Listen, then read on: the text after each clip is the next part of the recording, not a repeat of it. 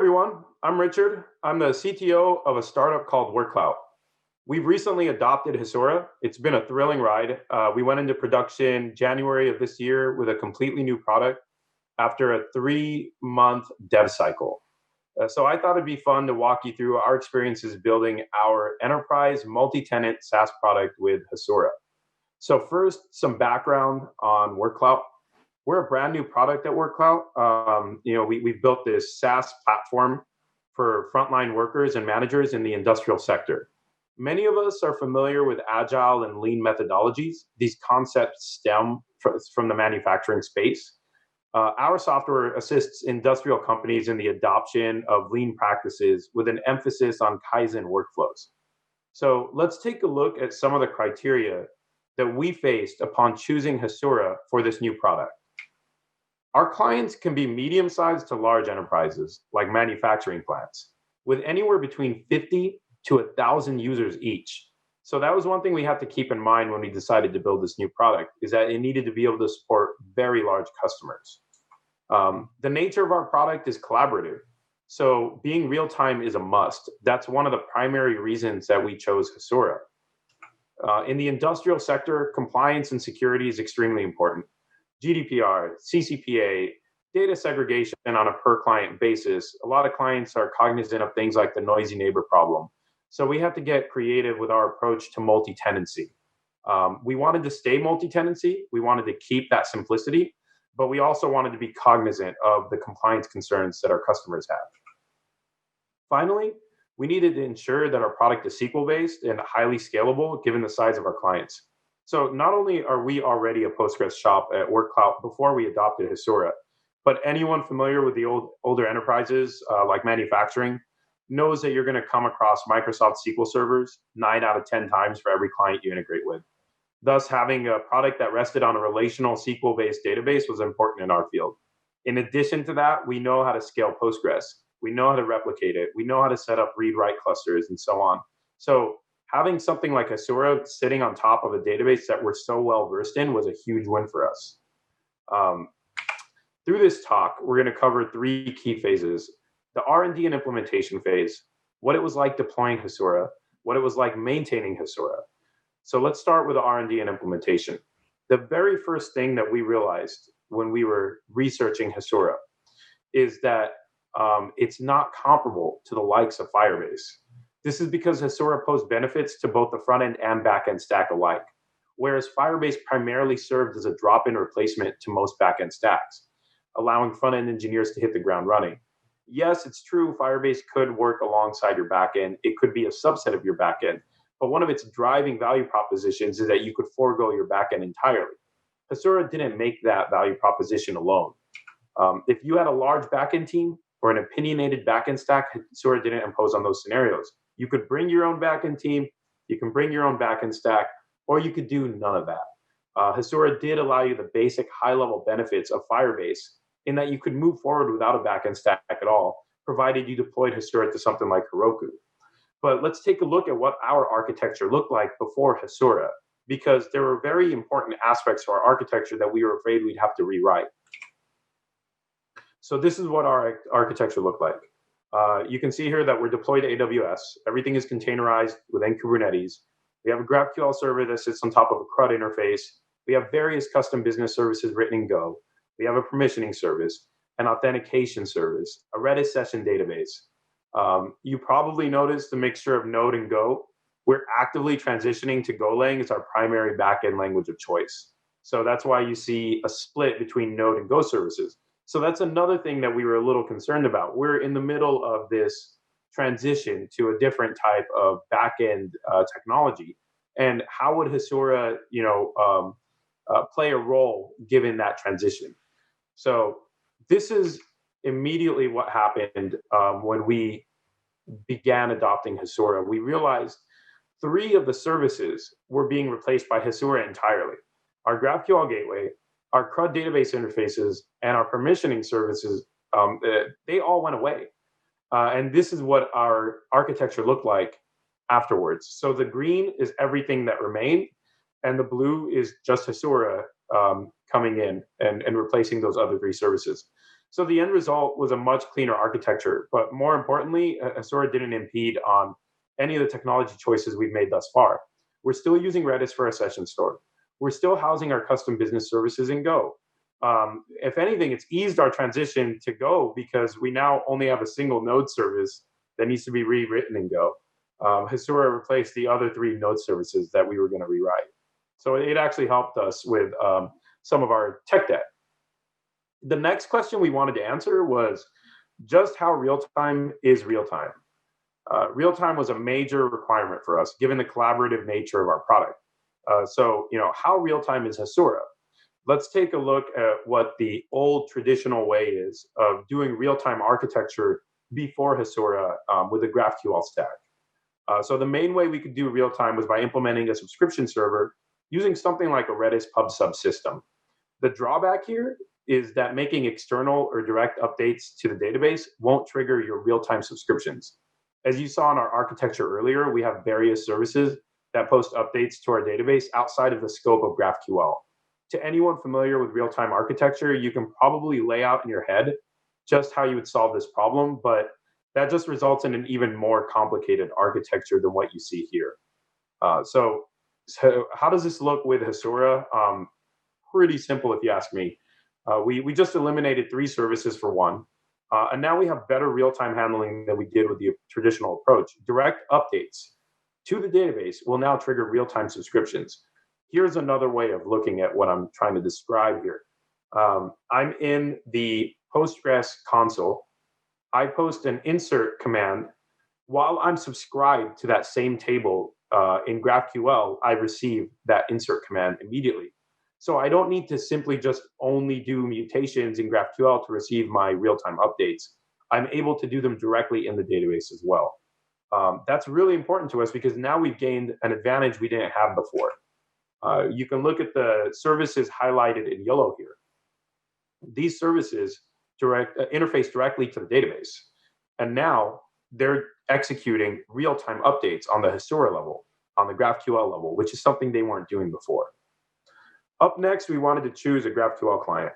I don't want to speak too long on GraphQL clients because there's so much good information out there already on what GraphQL clients to use, which ones work best, but I did want to share our experience a little bit.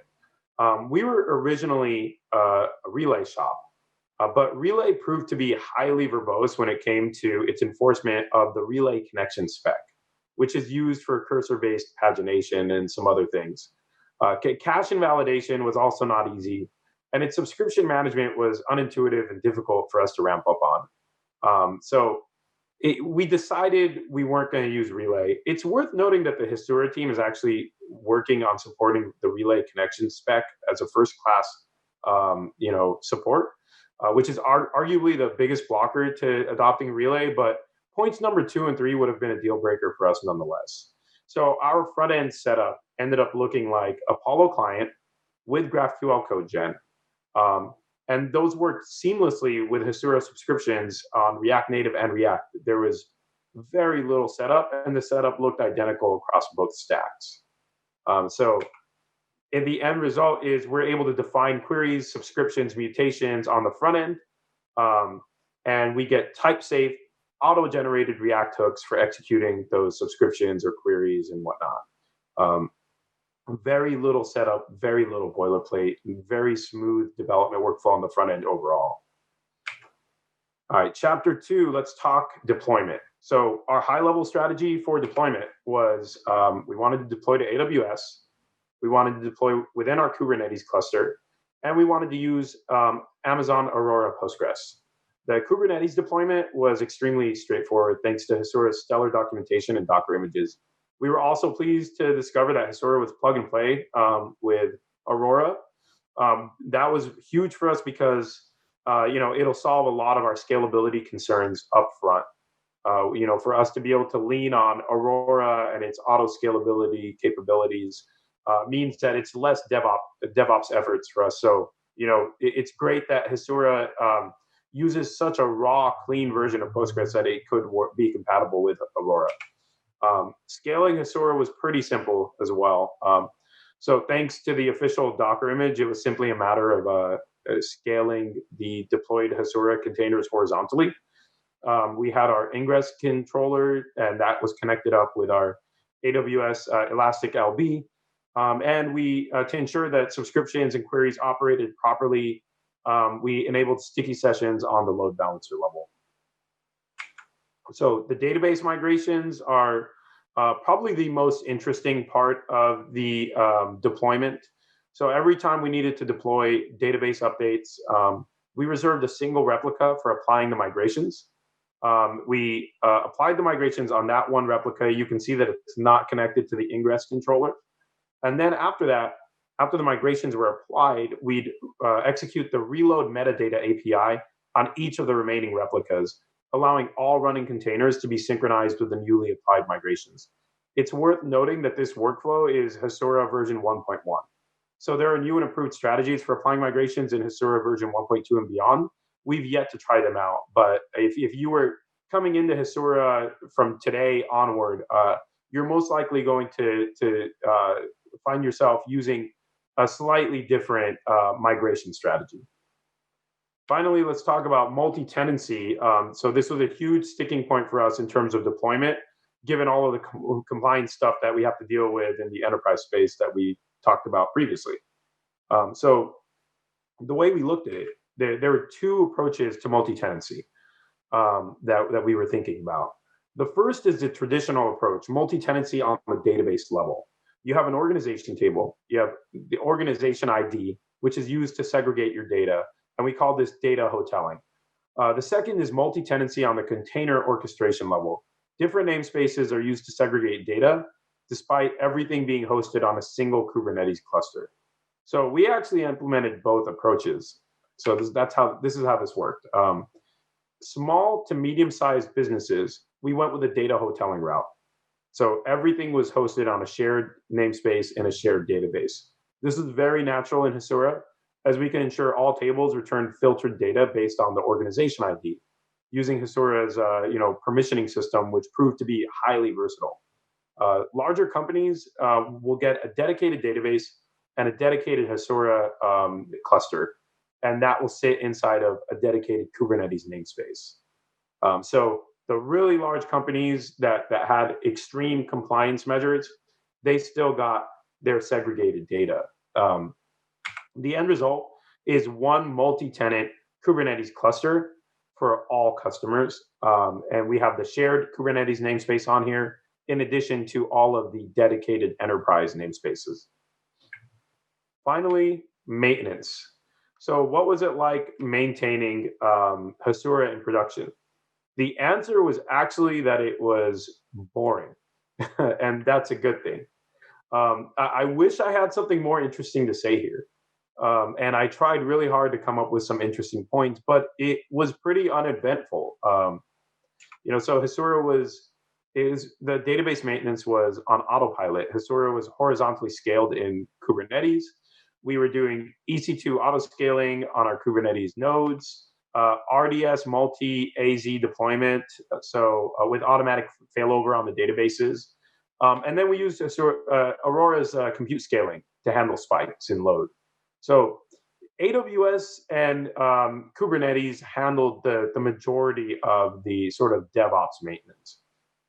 One interesting thing, though, is how Hasura affected engineering day to day. So what was it like working with Hasura day to day after we adopted it? The best way to answer that is to look at what things were like before. So I'm actually glad that I got to do this talk, because it forced me to look into the quantitative value that we've gained from Hasura. We knew that we were moving a lot faster because of Hasura, but we weren't really looking at the quantitative side of it. So we analyzed our Git commit history and all of the respective projects, and this is what we came up with.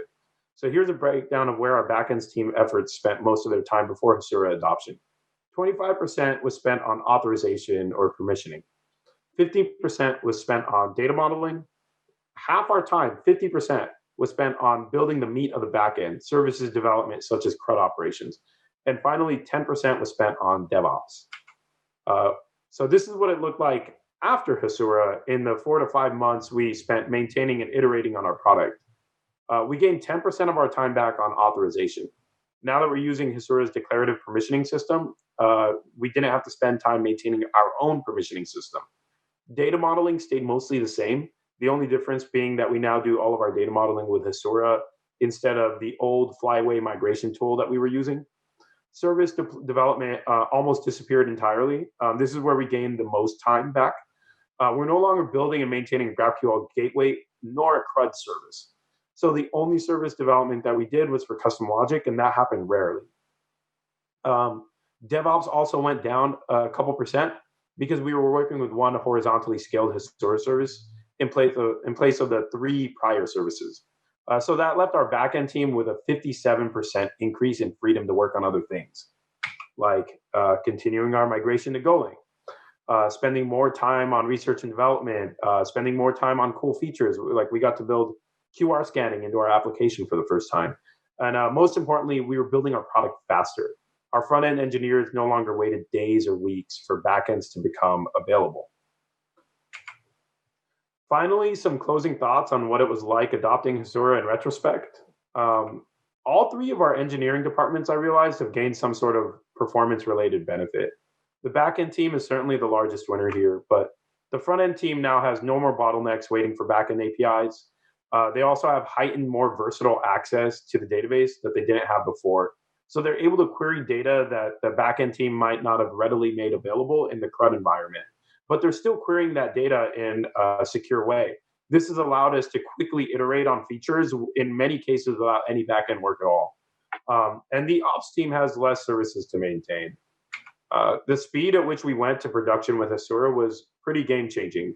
We launched on 3 different platforms: iOS, Android, and web, thanks to the combination of React, React Native, and most of all, Hasura.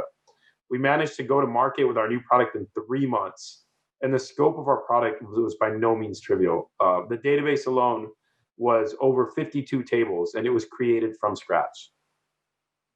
And that pretty much sums it up. That concludes the talk. I hope you've enjoyed it. I'll be on the chat afterwards answering questions. You can always tweet at me as well, and you can access this deck on my GitHub. Once again, I'm Richard, and thank you so much for your time.